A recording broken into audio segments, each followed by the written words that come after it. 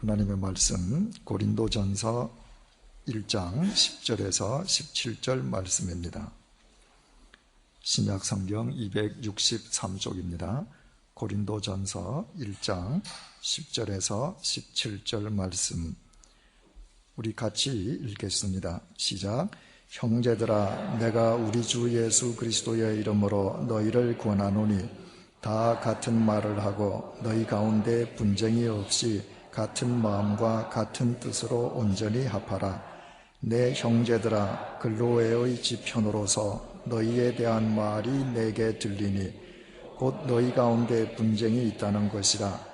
이는 다름이 아니라 너희가 각각 이르되 나는 바울에게, 나는 아볼로에게, 나는 게바에게, 나는 그리스도에게 속한 자라 하는 것이니 그리스도께서 어찌 나뉘었느뇨?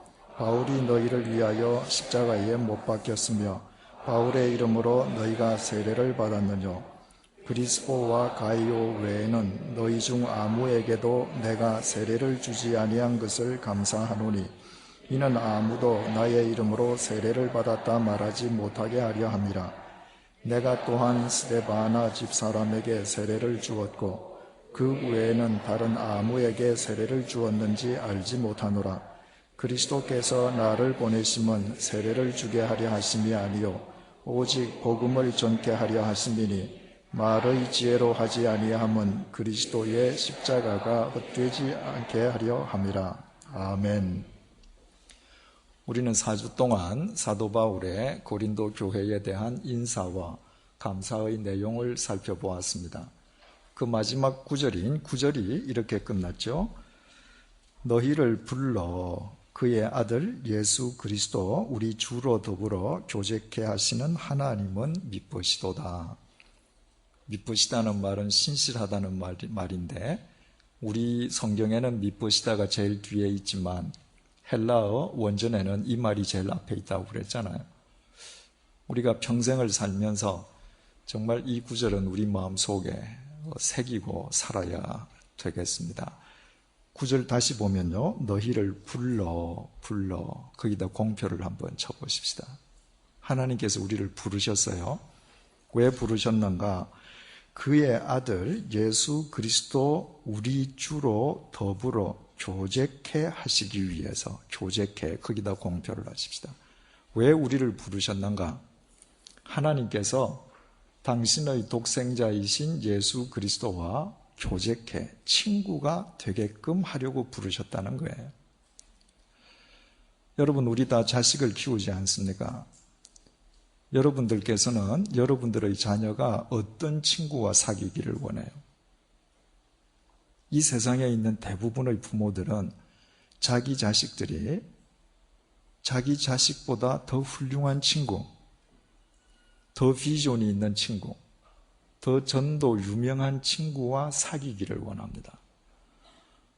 만약에 부모 입장에서 내 자식이 형편없는 친구와 논다, 대부분의 부모는 말리죠. 그런데 길을 가다가 형편없어 보이는 어떤 젊은이를 불러다가 야 이리 좀 와라. 그리고 착실한 내 아들한테 데리고 가서 얘야 얘하고 좀 놀아주거라. 이러는 부모는 거의 없죠.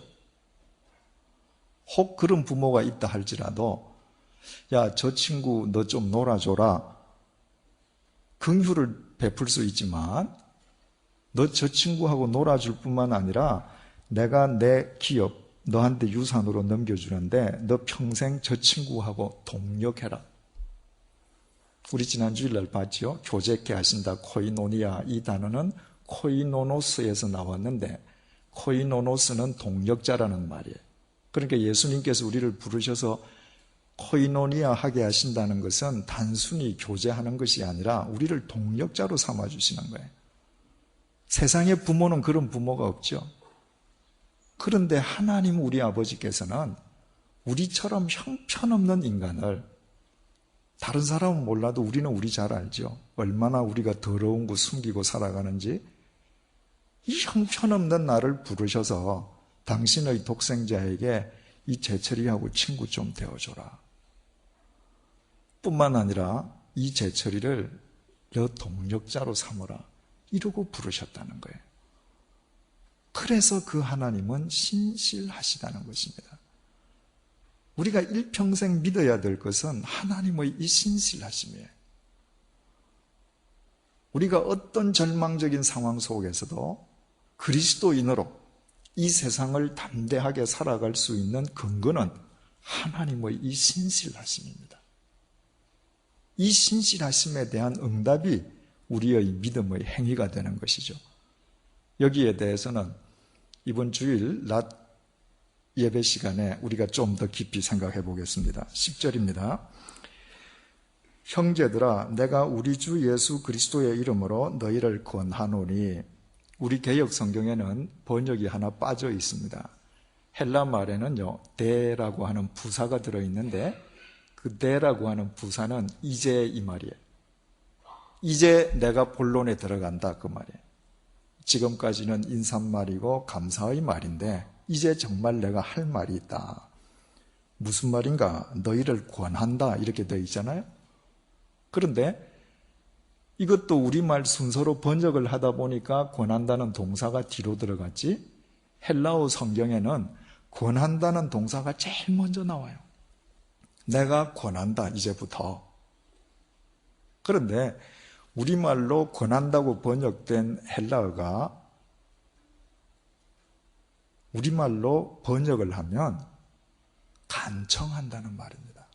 파라칼레오라고 하는데 그것은 영어로 번역하면 어필이에요. 어필. 내가 간곡하게 호소한다. 여러분, 바울이 쓴 성경을 보면 바울이 정말 얼마나 겸손한 사람이고 얼마나 인간을 사랑하는지 그가 쓴 한 단어 한 단어를 통해서 알 수 있습니다. 여러 번 반복해서 말씀드렸지만 바울이 고린도 전서를 쓴 이유는 지금 고린도 교회가 잘못하는 것을 질책하기 위해서 썼잖아요. 그러면 지금까지 인사와 감사의 말은 격조 높게 했더라도 본론에 들어가서는 야 이러지 마 이럴 수 있는데 바울은 내가 너희들한테 어필한다, 호소한다, 간청한다. 정말 겸손한 사람이고 고린도 교회 교인들을 정말 사랑하지 않는 사람이라면 이렇게 할 수 없는 것이죠. 어떻게 간청을 했는가? 10절 형제들아, 내가 우리 주 예수 그리스도의 이름으로 너희에게 간청하노니. 간청을 하는데 바울 자신의 겸손함이나 자신의 인격으로 간청하지 않았습니다. 예수 그리스도의 이름으로 간청을 해요. 예수 그리스도의 이름이라는 것이 무의미하게 예수님의 이름을 주술적으로 부른다 그런 뜻이 아니잖아요. 예수 그리스도의 이름으로 간청한다는 그 의미는 예수 그리스도의 심정으로, 예수 그리스도의 인격으로 너희들한테 간청한다는 거예요. 예수님의 인격이 어떤 인격이고 예수님의 심정이 어떤 심정이죠? 하나님 아버지께서 이재철이라는 형편없는 인간을 어느 날 불러내셔서 얘하고 놀아줘라. 그때 예수님께서 얘하고 놀아주시는 인격이에요. 한번 우리가 거꾸로 생각을 해보십시다. 내가 정말 형편없는 한 인간을 내 자식에게 데리고 갈 수 있죠. 야, 너 얘하고 좀 놀아주고 나중에 너한테 물려진 기업을 얘하고 좀 동력자 좀 되라. 그럴 때 과연 얘 할 아들이 세상에 몇 명 있을까요? 그런데 우리 예수님은 예스 하셨거든요. 그 인격으로, 그 심정으로 예수님께서 나같이 형편없는 자를 동력자 삼아주시는 그 마음으로 너희들한테 간청한다는 거예요. 여러분, 우리가 누가 잘못할 때 이런 심정으로 예수님께서 나를 동력자 삼아주신 그 심정으로 간청한다면 어떻게 성령님께서 역사하시지 않겠습니까? 부모가 자식이 잘못하는 것을 야단칠 때에도 단순히 내 몸에서 태어난 내 자식, 내 소유로서 야단을 치는 것이 아니라 하나님께서 나를 믿고 맡겨주신 내 인생의 동력자로 내가 간청한다면 왜 성령님께서 역사하시지 않겠느냐 말이죠. 자식이 어릴 때는 내가 돕고 키우지만 내가 나이 들어서는 자식이 나를 또 도우잖아요. 이 서로 동력자란 말이죠. 바울이 그런 심정으로 지금 간청을 합니다. 내용이 뭔가? 같은 말을 하고 너희 가운데 분쟁이 없이 같은 마음과 같은 뜻으로 온전히 합하라. 분쟁이 없이. 너희들 지금 분쟁이 없이 한 마음으로 합하라. 이 이야기는 지금 분쟁이 있는 거죠. 고린도 교회에. 바울이 분쟁이라고 쓴 헬라 말은 스키스마라고 하는 단어인데 이 스키스마라고 하는 단어는 우리말로 번역된 분쟁이 아니라 분쟁이라는 건 서로 말로 싸우는 거잖아요. 그죠? 분열이라는 말이에요. 지금 이미 고린도 교회가 분열되고 있는 거예요.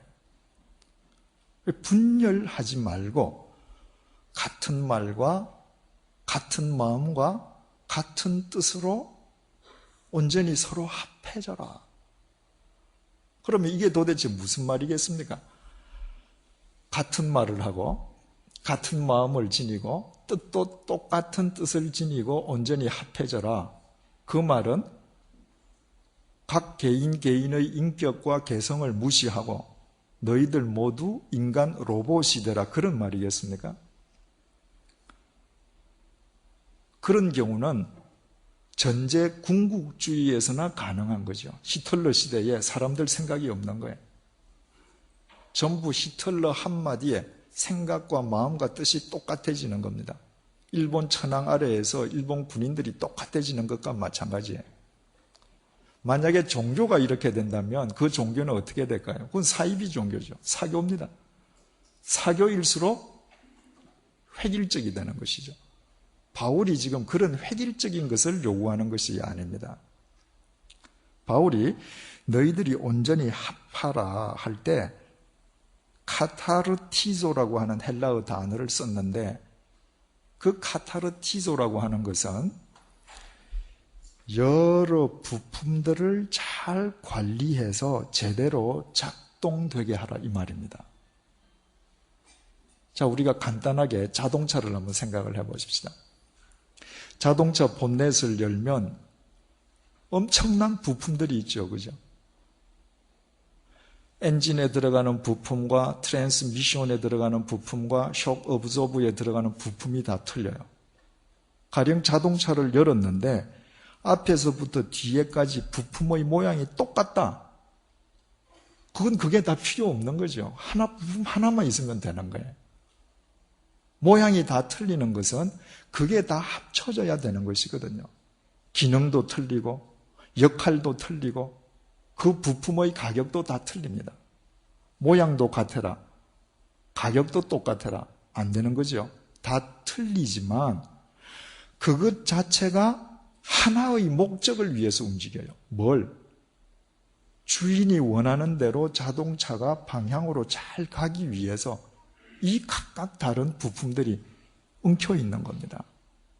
그러니 바울이 너희들 분쟁이 없이 마음을 합하라 하는 것은 획일적인 구조 속에서 기계가 되라는 말이 아니라 너희들 개성도 틀리고 믿음의 정도도 틀리고 배경도 다 틀리지만 이 땅에 하나님 나라를 이루는 도구로서 그 하나님 나라의 확장이라는 같은 방향, 같은 목적으로 나아가라는 거예요.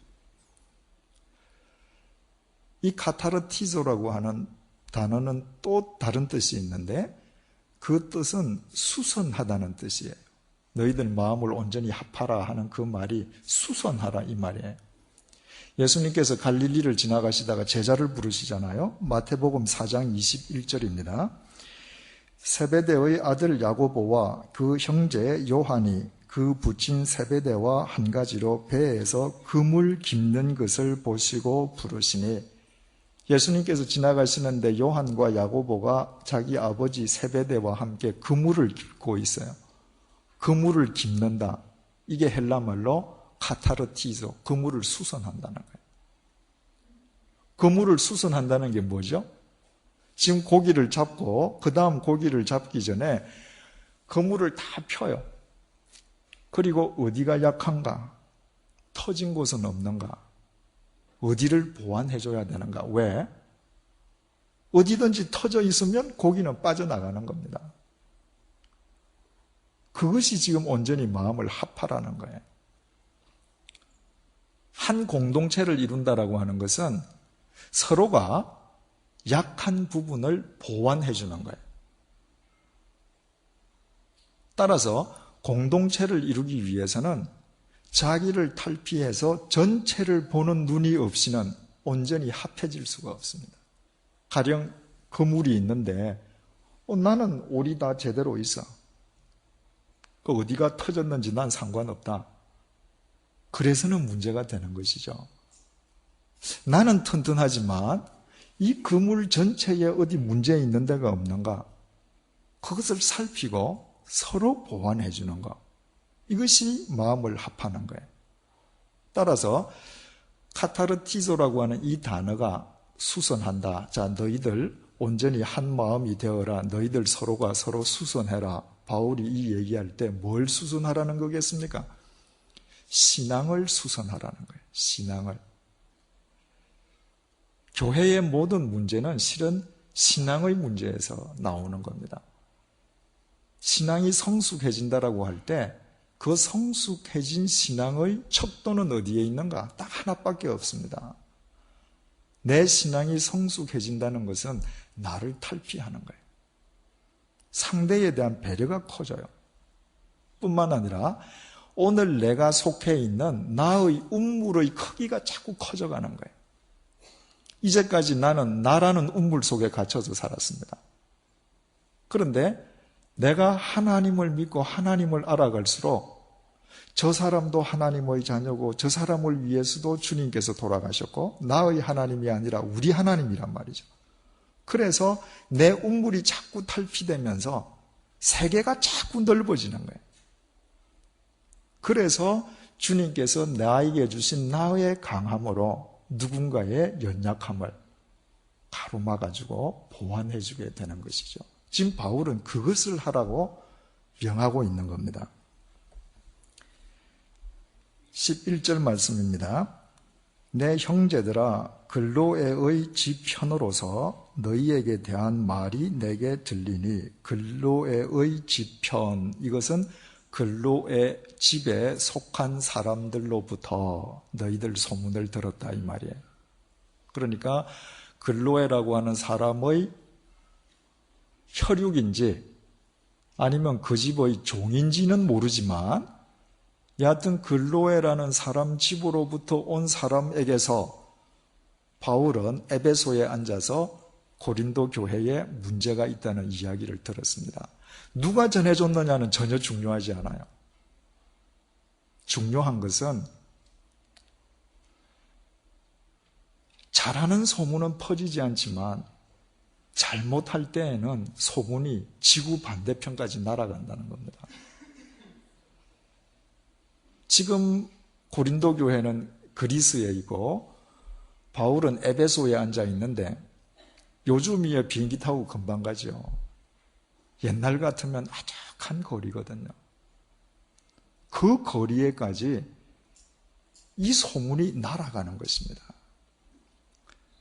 크리스찬의 삶이란, 크리스찬의 가정이란, 크리스찬의 공동체인 교회는 세상이 들여다보는 쇼윈도예요.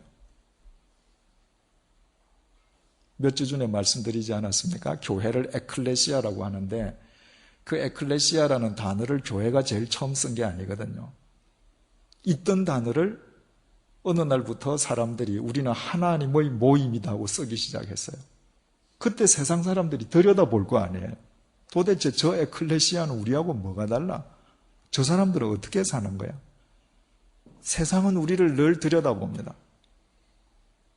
그래서 우리가 잘 살고 바르게 살면 개인이 감동하는 것으로 끝나지만 우리가 어긋날 때는 온 세상을 향해서 나발을 봅니다.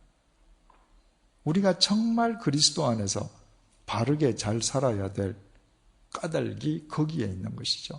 어떤 소문이 났는가? 11절입니다.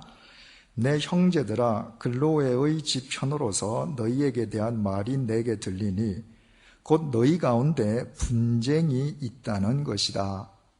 아까 처음에 분쟁이 없이 할 때는 스키스마, 분열을 뜻하는 스키스마라는 단어를 썼는데 여기에서 분쟁이라고 하는 것은 에리스라고 하는 헬라 말인데 이건 우리말로 분쟁이에요. 그러니까 이미 사람들 마음이 찢어질 대로 찢어진 다음에 서로 네가 옳다 내가 옳다 하고 말로 지금 갑론을박하고 있는 것입니다. 그 소문이 퍼진 거예요. 도대체 그 분쟁의 내용이 뭔가? 12절입니다. 이는 다름 아니라 너희가 각각 이르되 나는 바울에게, 나는 아볼로에게, 나는 게바에게, 나는 그리스도에게 속한 자라 하는 것이니 파당이 생긴 겁니다. 어떤 사람들은 나는 바울파다 이렇게 얘기했습니다. 바울은 수년 전에 이곳에 가서 1년 반 이상을 거하면서 고린도 교회를 직접 세웠던 사람이죠. 나는 바울파다.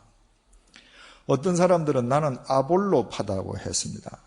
아볼로는 사도행전 18장을 보면 바울이 고린도를 떠난 뒤에 고린도에 들어가서 고린도 교회를 목회하던 사람인데 사도행전 18장에 보면 이 아볼로는 알렉산드리아 출신으로 학문이 높고 성경에 능했다 이렇게 되어 있습니다. 아주 굉장히 탁월한 능력을 지녔던 사람인가 봐요. 그 어떤 사람들은 나는 아볼로파라는 거예요. 세 번째는 나는 게바파다 이러고 나왔습니다. 게바는 누구죠? 베드로입니다. 지금 고린도 교회는 어디에 있느냐면 그리스, 헬라에 있습니다. 그러면 이들이 서로 파당 전쟁을 할 때 나는 베드로파다 이래야 되잖아요. 베드로는 헬라식 이름이고 게바는 히브리식 이름이거든요. 그런데 그리스에 앉아서 헬라 말을 모국어로 사용하면서 이들이 뭐라고 얘기했느냐면 나는 베드로파가 아니라 게바파다 이렇게 강조했단 말이죠. 이 사람들은 어떤 사람들인가? 철저하게 유대인의 관습과 의식을 강조하던 유대인들임을 알게 되는 거죠. 그랬더니 네 번째 파당은 나는 그리스도파다 이러고 나왔습니다. 우리는 모두 그리스도에게 속한 사람들이잖아요. 그런 본질적인 의미로 말했으면 괜찮은데 그게 아니라 무슨 아볼로파, 바울파 하니까 한 분파 현상으로서 파당을 그리스도파라는 이름으로 만들었던 것입니다. 헬라어에 대해서 그 지식을 가지신 분은 아시겠습니다만은 헬라어는 주어를 쓰지 않습니다. 왜냐하면 동사가 주어의 성수에 따라서 바뀌거든요. 그래서 동사를 보면 이게 1인칭이다, 2인칭이다 알아요. 그래서 내가 학교 간다 할 때 내가라는 말을 쓰지 않아요. 학교 간다 하고 쓰면 들으면 아, 저 사람 자기가 간다는구나 압니다. 그런데 이 짧은 한 구절 안에 나는이라는 말이 4번이 들어 있습니다. 예를 들어서 어떤 신앙 공동체에 여러 성경 조사가 있다. 여러 지도자가 있다. 그럴 때에 개개인의 영적 수준과 어떤 영적 배경에 따라서 자기가 더 좋아하는 선생이 있을 수 있어요. 나는 저 선생이 가르쳐주면 말씀을 더 잘 깨달을 수 있어. 그 충분히 있을 수 있잖아요. 그런 경우라면 지금 바울이 지적하지 않죠. 그런 경우라면 서로 경쟁하는 듯이 보이지만 그들이 다 합력해서 선을 이루고 그리스도의 조화를 이룬단 말이죠. 그런데 여기에서는 뭐가 문제가 됐는가? 전부 나는 내 중심의 인간들이 주님을 위해서가 아니라 자기의 사적 세력 확장이나 자기의 사적 개인 유익을 위해서 지금 파당을 만들고 있는 것입니다. 이 구절과 굉장히 그 대비되는 구절이 빌립보서 1장 15절부터 18절인데 한번 들으면 보십시오. 제가 읽어볼게요. 어떤 이들은 투기와 분쟁으로, 어떤 이들은 착한 뜻으로 그리스도를 전파하니, 지금 바울의 말이에요. 빌립보서는 바울이 제일 마지막에 쓴 편지 아닙니까? 자기가 평생을 복음을 전하고 다니다 보니까 어떤 사람은 정말 선한 마음으로 전하는 사람이고 어떤 사람은 분쟁과 시기심으로 전하는 사람들이 있더라는 거예요. 16절, 이들은 선한 마음으로 전하는 사람입니다. 이들은 내가 복음을 변명하기 위하여 세우심을 받은 줄 알고 사랑으로 하나. 선한 마음으로 하는 사람들은 전부 다 서로 동력자가 되어서 정말 아름답게 복음을 전하지만 17절, 저들은 투기와 분쟁으로 하는 자들이에요. 저들은 나의 매임에 괴로움을 더하게 할 줄로 생각하여 순전치 못하게 다툼으로 그리스도를 전파하느니라. 저들은 가는 데마다 바울의 명성이 자꾸 커지니까 바울에 대한 질투심을 갖고 있었습니다. 그런데 이 바울이 지금 로마 감옥에 갇혔단 말이죠. 그러니까 이제 바울 인생은 끝났구나. 저 바울은 이제 명예가 실추되겠구나. 그래서 이 기회에 우리가 더 나서서 열심히 하자. 이런 마음으로 했다는 거예요. 그런데 바울이 18절에서 이렇게 결론을 내립니다. 그러면 무엇이뇨? 외모로 하나 참으로 하나 무슨 방도로 하든지 전파되는 것은 그리스도니 이로써 내가 기뻐하고 또한 기뻐하리라. 바울은 이러나 저러나 전파되는 것은 예수 그리스도이므로 나는 오히려 기뻐한다 이렇게 말했습니다. 고린도전서 1장하고 전혀 반대되죠. 왜 그럴까요? 빌립보에서 바울이 지금 이야기하는 이 사람들은 비록 경쟁심으로 복음을 더 전하고 그래서 뭔가 바울보다 자기의 명성을 더 높이고 싶은 마음으로 열심이지만 그들의 중심은 주님을 향해 있는 거예요. 바울은 그걸 안 한 거예요. 그래서 저들의 중심이 주님을 향해 있는 한은 저들이 비록 조금 그릇된 마음으로 한다 할지라도 예수 그리스도께서 저들을 통해서 역사하실 것이므로 나는 기쁘다. 왜 지금 고린도 교회는 왜 이렇게 질책을 하는가? 고린도 교회 교인들은 그 중심이 주님을 향한 것이 아니라 모두 자기 이기심을 붙잡고 있는 거예요. 주님의 도구로서 살아가는 것이 아니라 자기 자신들이 주님의 주인이 되어 있는 거예요.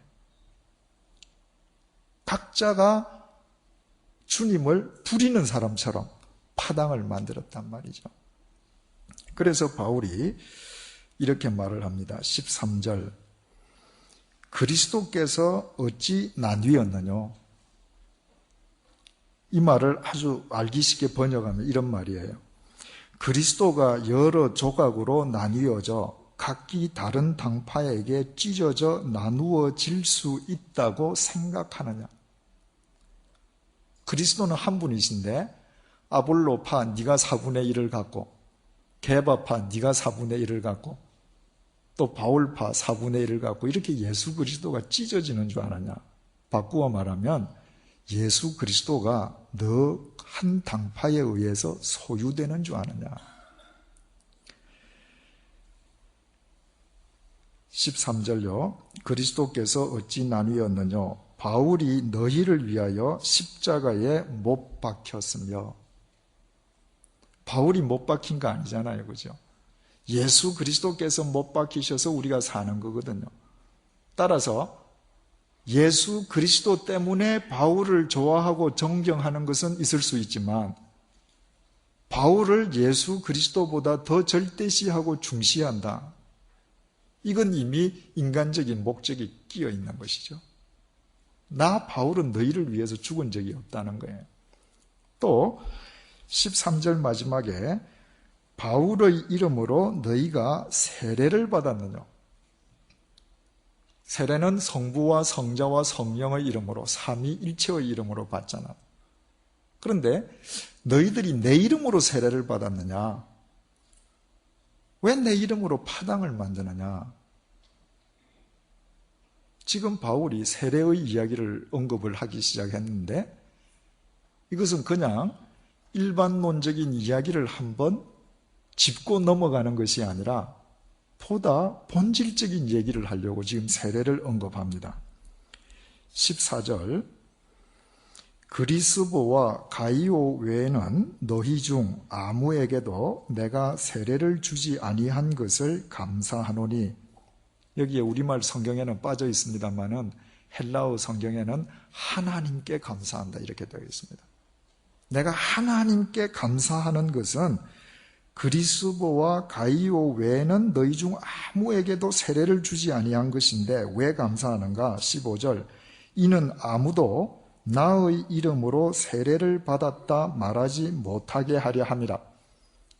나한테 세례를 받았다는 것을 빌미로 내 이름으로 파당을 만들지 않을 수 있게끔 내가 이 두 사람 외에는 세례를 안 준 것을 오히려 하나님께 감사한다 이렇게 말을 했습니다. 그리스보라는 사람은 사도 바울이 고린도에 갔을 때 바로 회당장이었죠. 그 회당장이 회심을 하고 세례를 받았습니다. 가이오라고 하는 사람은 로마서 16장 23절을 보면 바울이 로마서를 고린도에서 썼거든요. 바로 가이오를 식주인이라고 표현했습니다. 바울이 이 가이오 사람 집에서 머물면서 기거했던 것을 알 수 있죠. 그 두 사람 외에는 세례를 준 사람이 없는 것을 나는 하나님께 감사한다는 겁니다. 그런데 16절이 또 이렇게 얘기해요. 내가 또한 스데바나 집 사람에게 세례를 주었고 그 외에는 다른 아무에게 세례를 주었는지 알지 못하노라. 아까는 그리스보와 가이오 외에는 세례를 준 적이 없다고 얘기했는데 이 뒤에 가서는 스데바나 집사람에게 세례를 주었다는 말을 하면서 그 이외에는 세례를 준 적이 없다. 왜 이렇게 구별해서 이야기를 하는가? 지금 바울이 에베소에서 이 편지를 쓰는 순간에 그리스보와 가이오는 고린도에서 사는 거예요. 그래서 너희들과 지금 사는 사람 중에는 내가 그리스보와 가이오 두 사람에게만 세례를 줬다. 그 이외에 또 준 사람은 스데바나 집안 사람밖에 없다. 그 스데바나는 지금 어디에 있는가? 고린도전서 16장 15절을 통해서 바울이 이렇게 밝혔습니다. 형제들아, 스데바나의 집은 곧 아가야의 첫 열매요 또 성도 섬기기로 작정한 것을 너희가 아는지라. 고린도는 아가야의 수도라 그랬죠. 그 스데바나가 거기에서 처음으로 복음을 받아들인 사람입니다. 그런데 고린도전서 16장 17절 보니까 내가 스데바나와 부도나도와 아가이고의 온 것을 기뻐하노니 저희가 너희의 부족함을 보충하였음이니라. 지금 바울이 에베소에서 이 고린도서 편지를 쓰면서 스데바나가 지금 내 곁에 있다는 거예요. 그래서 너희 중에 있는 사람들 중에는 가이오와 그리스보 두 사람에게만 세례를 줬고 너희들과 떨어져 있는 스데바나 이 사람한테 하나 더 줬다. 그리고 나는 아무에게도 세례를 안 줬다. 왜 바울이 이런 말을 이렇게 강조하고 있는가? 왜 자기가 세례를 안 줬다는 것을 강조하고 있는가? 이유는 간단합니다. 이때는 기독교회 초기 시절이지 않습니까? 그러니까 교회가 제도화되기 전이에요. 따라서 무슨 신학교를 나오거나 어떤 소정의 절차를 거친 목사나 성직자만 세례를 주는 게 아니라 교회에서 자칭 지도자는 다 세례를 준 겁니다. 아무나 세례 주는 거예요, 그냥. 그런데 그들이 예수 그리스도의 이름으로 예수님의 제자를 만들기 위해서 세례를 주는 것이 아니라 자기 파당의 세력을 확대시키기 위해서 세례를 준 겁니다. 아볼로파는 아볼로파를 더 크게 하기 위해서 세례를 막 주는 겁니다. 그러니까 세례를 받는 사람은 예수 그리스도의 제자가 아니라 자기에게 세례를 준 그 선생의 제자가 되어버리는 거예요. 세례가 사유화되어 버린 것입니다. 이것을 지금 바울이 지적하는 것입니다. 17절 말씀, 그리스도께서 나를 보내심은 세례를 주게 하려 하심이 아니요 오직 복음을 전케 하려 하심이라. 예수님께서 나를 보내신 것은 나더러 세례를 행하라고 하신 것이 아니라 오직 복음을 전하게 하시기 위해서 나를 보내셨다. 얼핏 생각하면 사도 바울이 세례를 굉장히 폄하하거나 세례의 의미를 과소평가한 것처럼 보입니다. 그런데 그게 아니라 바울은 이 말을 통해서 세례의 본질을 지금 강조하는 것입니다. 바울이 고린도전서 10장 1절에서 2절에 이런 표현을 했습니다.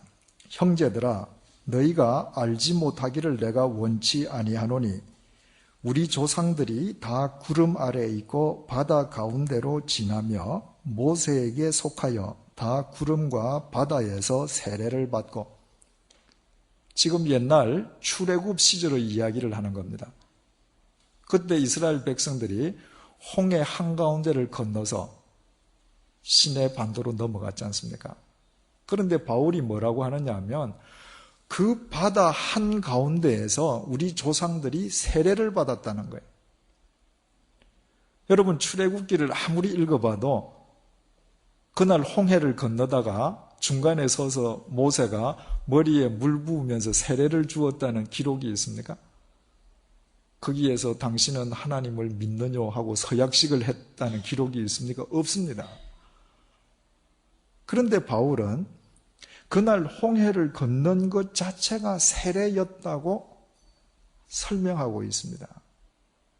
이유는 이스라엘 백성들이 홍해를 건넌 것 자체가 바로 세례의 본질과 정확하게 상통하고 있었기 때문입니다. 이스라엘 백성들이 애굽에서 살았습니다. 애굽은 죄와 사망과 욕망과 어둠의 세상이죠. 하나님께서 불러내셨어요. 그런데 그들 앞에 홍해가 가로막혀 있습니다. 뒤에서는 지금 어둠의 군대가 따라와요. 사망에 먹힐 수밖에 없는 상황이죠. 그런데 그들의 능력이나 실력이 아니라 하나님의 은혜에 의해서 홍해가 쫙 갈라졌습니다. 그래서 홍해가 갈라진 그 마른 땅 위로 지금 이스라엘 백성들은 건너가는 거예요. 에집트 저쪽으로 시내 광야로 건너가는 겁니다. 그런데 건너가긴 가지만 에집트로 돌아갈 수 있는 길은 여전히 이어져 있는 겁니다. 홍해를 다 건넜습니다. 그 다음에는 어떻게 됐죠? 바닷물이 다시 합쳐져 버렸습니다. 이제는 내가 에집트에 가고 싶어도 못 가요. 그것이 세례라는 것입니다. 내가 이 죄된 세상에서 살았는데 예수 그리스도께서 나를 불러주셨어요. 그리고 예수 그리스도의 십자가의 은혜로 우리를 이 죄된 세상 저쪽 생명의 길로 인도해 주었습니다. 이제 우리에게 남은 것이 있다면 가나안을 향한 순례의 길밖에 없어요. 돌아갈 길이 없습니다. 이것이 세례라는 것입니다. 물 주는 형식이 중요한 게 아니라 내가 예수 그리스도 안에서 옛 삶과 단절되는 것이 세례라는 것입니다. 한번 생각을 해보십시오. 내가 정말 예수 그리스도를 믿고 내 욕망과 내 이심의 노예가 되던 삶을 청산을 했습니다. 그리고 교회에 이번 성탄절에 세례식이 있어서 그 물세례, 형식적인 세례를 받기 위해서 신청을 했는데 그 세례를 받기 전에 하나님께서 나를 부르셨어요. 그래서 나는 물 세례를 못 받고 하나님 나라를 갔습니다. 어떤 사람은 예수 믿자마자 물 세례부터 먼저 받았습니다. 그런데 그의 삶은 매번 홍해 저쪽을 왔다 갔다 해요. 그리고 그분도 하나님의 부르심을 받았습니다. 하나님께서 이 두 사람을 놓고 누구를 진정한 그리스도인으로 평가하시겠습니까? 바울은 지금 그 얘기하는 겁니다. 내가 온 것은 물로 세례를 주는 이 형식을 위해서 온 것이 아니라 죄된 세상에서 그들의 삶을 180도 바꾸는 일을 위해서 왔다. 왜? 그 삶은 복음으로만 가능하거든요. 내가 그 복음을 위해서 왔다는 것입니다. 그런데 왜 너희들은 복음을 전하고 실천하는 일은 소홀히 하고 물 세례를 중요시하면서 당파 싸움만 하느냐? 이것을 지적하는 것입니다. 바울이 로마서 6장 3절에서 이렇게 얘기하죠. 무릇 그리스도 예수와 합하여 세례를 받은 우리는 그의 죽으심과 합하여 세례받은 줄을 알지 못하느냐. 또 3절 무릇 그리스도 예수와 합하여 5절요. 만일 우리가 그의 죽으심을 본받아 연합한 자가 되었으면 또한 그의 부활을 본받아 연합한 자가 되리라. 예수 그리스도께서 우리의 죄를 위해서 십자가에 못 박혀 돌아가셨잖아요. 그 십자가 안에서 에집트로 가는 길은 끝났단 말이죠. 에집트에서 살던 나는 죽었단 말이죠. 예수 그리스도께서 부활하셨잖아요. 그 부활 속에서 나는 이제 가나안 사람으로 새 생명을 얻었다는 것입니다. 이 삶은 오직 복음만 가능하게 해준다. 이걸 지금 고린도 교인들에게 간청하면서 설명하는 거예요. 그리고 제일 마지막 결론을 이렇게 맺습니다. 17절 다시 읽을게요.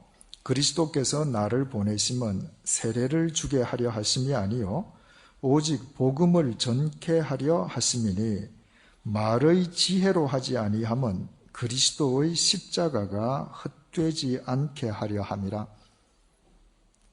내가 오직 복음을 전하러 지금 사명을 받고 이렇게 다니는데 그 복음을 말의 지혜로 전하려고 하는 것이 아니다.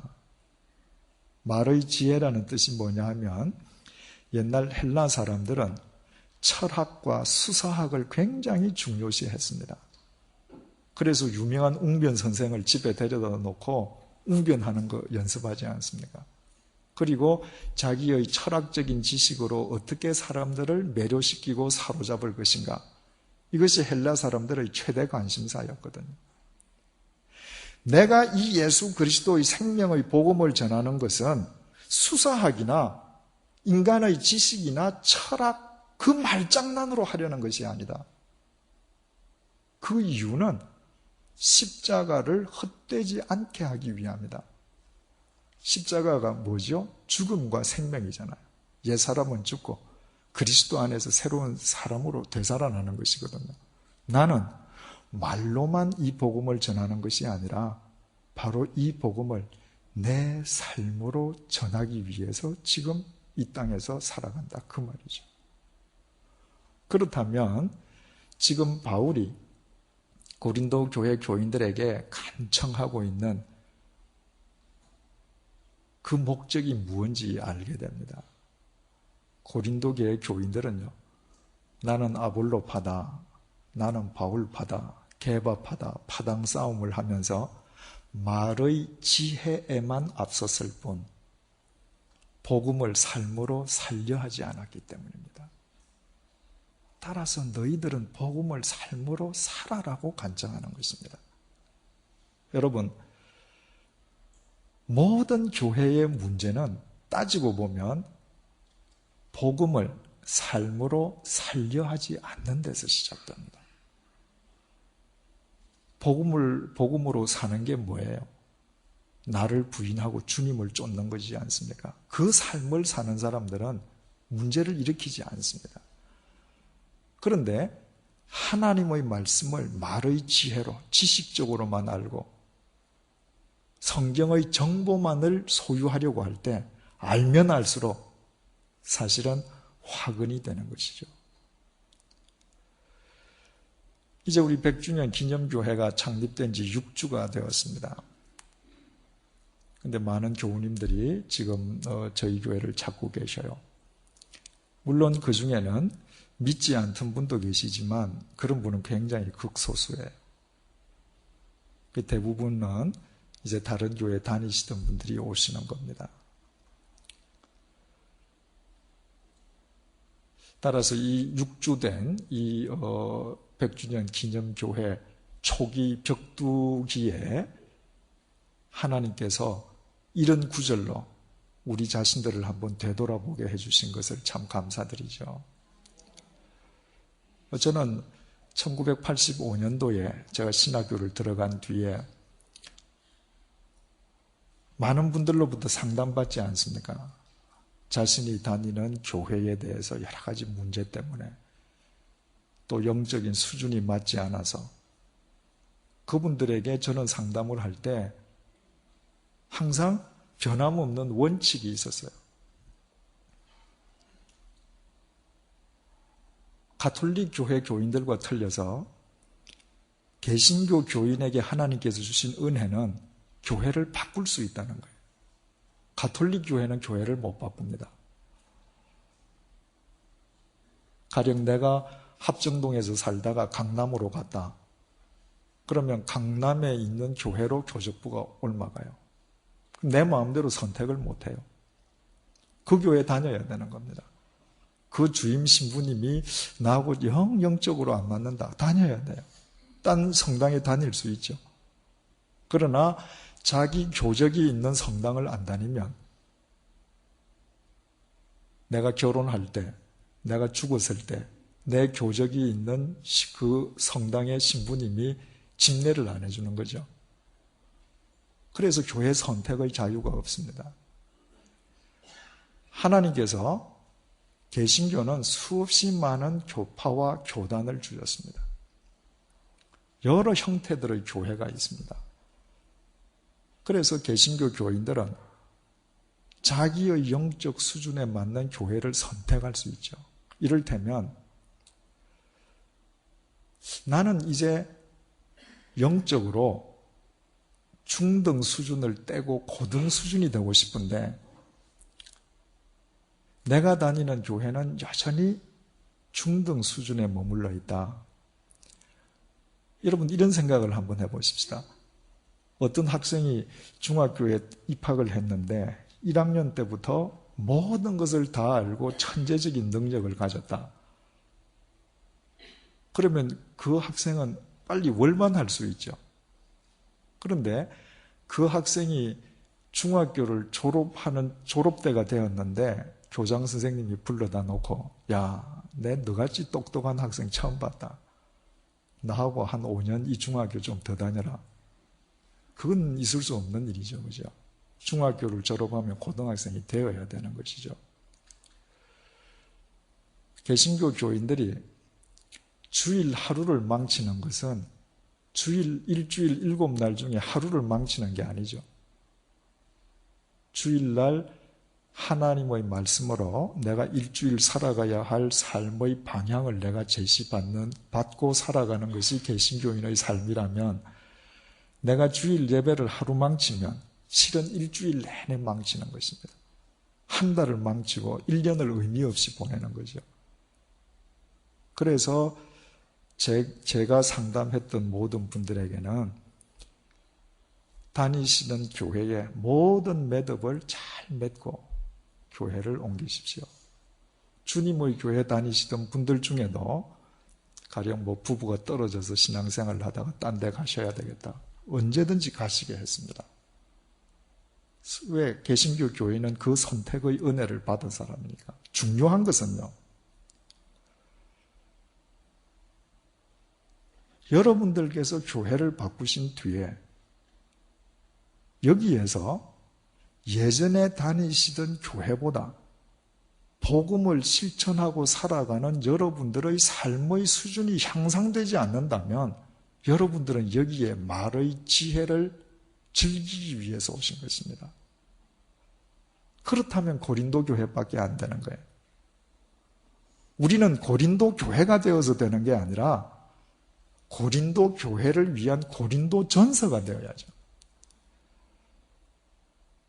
따라서 이 교회에 와서 여러분들에게 뭔가 영적인 깨달음이 더 깊어지고 커진다면 여러분들의 삶이 바뀌어져야 그 의미가 있고 그때 여러분들을 이곳으로 부르신 하나님의 뜻이 이루어지는 것이지, 그렇지 않고 이 교회를 오신다면 나는 아볼로파다 게바파다 하는 것과 같은 고린도 교회 교인의 수준에 멈추는 것 아니냐는 것입니다.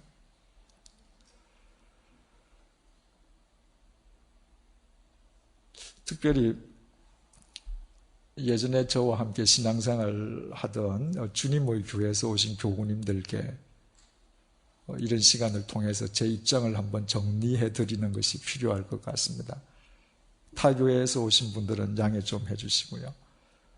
지금 주일날 예배에 참석하시는 분들 제가 일일이 세어보진 않았습니다만은 한 반 이상은 주님의 교회에서 오신 분들 같아요. 제가 4월 21일 날 100주년 기념교회 어르신들로부터 100주년 기념사업협의회 어르신들로부터 100주년 기념교회 부르심을 받고 5월 29일부터 준비 예배를 드렸거든요. 그런데 저는 정말 많은 교우님들이 오시리라고 생각하지 못했습니다. 만약에 이렇게 많은 교우님들이 오시리라고 제가 조금이라도 생각했던들 창립하는 7월 10일부터 부목사님을 미리 제가 뽑아 놓고 시작했죠. 아직도 부목사님이 안 계시잖아요. 이 상상을 못했기 때문이거든요. 그저 우리 식구와 그리고 주위에서 교회를 못 정하신 몇몇 가정들이 모여서 예배를 드리리라고 생각을 했습니다. 그런데 5월 29일 날 첫 준비 예배를 드리는데 주님의 교회 교우님들이 여러분들이 오셨습니다. 어떻게 하셨는지. 제가 그분들을 뵙고 어떻게 처신을 해야 될지 그날 사실은 몰랐습니다. 제가 반갑게 인사를 해야 되는 것인지 아니면 왜 오셨습니까? 이런 식으로 제가 좀 이렇게 세상적인 표현으로 안면을 바꿔야 되는 건지. 그래서 아마 그날 오신 분들은 다 기억하실 겁니다. 제가 굉장히 어정쩡하게 대해드렸습니다. 그리고 6월 4일 날 제가 오래전부터 그 예정되어 있었던 해외여행을 다녀왔습니다. 100주년 기념교회는 4월 21일부터 하기로 예정되었는데 터키, 그리스 여행은 아주 오래전부터 계획이 되어 있었거든요. 그 터키, 그리스를 3주 동안 다니는데 아시다시피 터키, 그리스는 온 천지에 양들이 있지 않습니까? 그 가는 곳마다 양을 보면서 그 3주 동안에 제 마음에서 정리가 되었습니다. 제가 주님의 교회를 10년 목회하고 제 스스로 약속드렸던 임기대로 주님의 교회를 떠나면서 교회는 목사 한 개인의 사유물이 아니고 언제나 주님께서 주인이시라는 대의를 한국 교회에 세웠습니다. 그런데 항상 대의는 그 과정에서 사람들을 실족시키거나 상처를 주게 됩니다. 제가 그런 식으로 떠남으로 인해서 영적으로 실족하고 또 교회에 다니지 않게 된 분들이 많이 계신다는 이야기를 들었습니다. 그 이야기를 들을 때 정말 제 마음이 아팠죠. 그러나 이것은 한국 교회에 주신 대의를 지키기 위해서 이건 어쩔 수 없이 감수해야 되는 것이다. 그동안은 그렇게만 생각했거든요. 그런데 터키 그리스에서 가서 양들을 이렇게 보니까 성경에 예수님께서 말씀하셨듯이 양들은 자기 목자 음성을 안다고 그러잖아요. 그래서 A 목자가 다른 양떼에게 가서 아무리 얘기해도 안 따라옵니다. 저는 그 이야기 성경 말씀을 볼 때 양들이 자기 목자 음성을 다 한 양들이 다 안다고 생각했거든요. 그게 아닙니다. 양떼가 있으면 자기 주인의 음성을 아는 양은 몇 마리가 없어요. 늙은 양 몇 마리가 아는 겁니다. 예. 그 늙은 양은 목에 방울을 달고 있습니다. 새끼 양이거나 젊은 양들은 그 방울 소리를 듣는 거예요. 그 방울 소리를 듣고 목자를 따라가는 것입니다. 제가 그걸 보면서 내 역할은 우리 목자장 되시는 예수 그리스도의 음성을 조금 더 빨리 알아듣고 종을 목에 매달고 가는 늙은 양 역할이구나. 그런데 제가 주님의 교회를 떠난 지 7년이 되었음에도 불구하고 이 늙은 양의 종소리를 듣지 못해서, 제가 아니라 그 늙은 양 하는 역할을 여러분들이 하시잖아요. 그죠? 그 종소리를 듣지 못해서 아파하다가 그분들이 오신다면 이제는 내가 그분들을 따뜻하게 맞아드려야 되지 않겠는가. 그래서 제가 정리가 되었기 때문에 제가 와서 7월 첫째 주부터든가요, 6월 마지막 주부터 정말 모든 분들을 제가 진심으로 환영하고 따뜻하게 맞아드릴 수 있었습니다. 중요한 것은요, 다시 만났다는 데 의미가 있지 않습니다. 그러면 아볼로파다, 게바파다 하는 고린도 교회와 똑같습니다. 100주년 기념교회 교인이 되셨다면 그야말로 이제부터 복음을 아는 단계를 넘어서서 내 삶으로 실천하는 그 단계에 들어갈 때 우리의 삶은 고린도 전서가 될 수 있고, 우리를 이곳에 모으신 하나님의 뜻은 이루어질 수 있게 됩니다.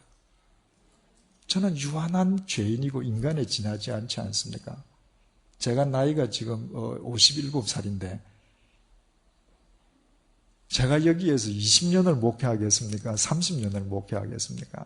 언젠가는 떠나지 않습니까? 따라서 정말 우리가 영적으로 더 성숙해진다면 비로소 의미가 있게 되는 것입니다. 지난 주일날 말씀드리지 않았습니까? 크리스찬이란 문자가 아니라 자기의 삶으로 삶의 이력서를 쓰는 사람들입니다.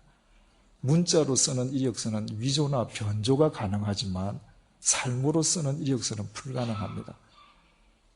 우리가 죽어서 들고 갈 수 없는 것은 다 우리 재산 아닙니다. 내가 죽은 뒤에 들고 갈 수 있는 것만 진정한 재산이라면 그때 들고 갈 수 있는 것은 삶으로 기록된 이력서요. 그것을 하나님께 들고 가는 것이고 그것을 자식들에게 삶의 이정표로 남겨두는 것입니다.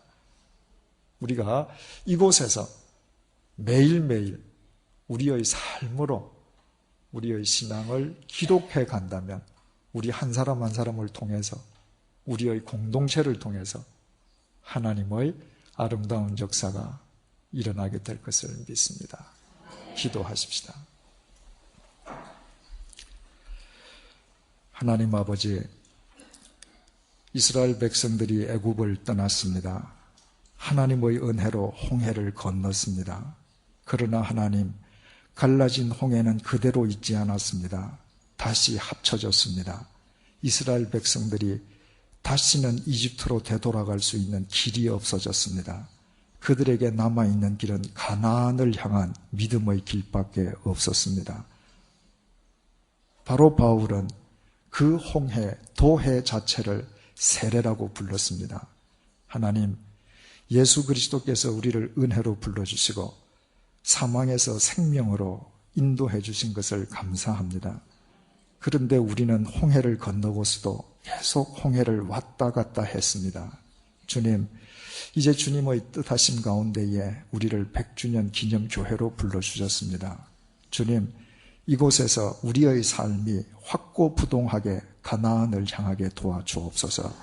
말의 지혜를 위해서 주님의 말씀을 배우는 것이 아니라 삶으로 실천하기 위해 주님의 말씀을 알아가는 기쁨을 누리게 도와주옵소서. 우리의 삶으로 쓰는 이력서만이 이 세상을 떠나는 날 우리가 지니고 갈 수 있는 확실한 재산임을 잊지 말게 도와주옵소서. 그리하여 우리 한 사람 한 사람을 통하여 이 공동체를 통해서 21세기 초 대한민국 역사 속에 인류의 삶 속에 하나님께서 이루시기 원하시는 뜻들이 아름답게 펼쳐질 수 있도록 도와주시고 우리의 삶 자체가 고린도 교회 같은 이 혼탁한 세상을 향한 생명의 고린도 전서가 되게 도와주옵소서. 예수님의 이름으로 기도드립니다. 아멘.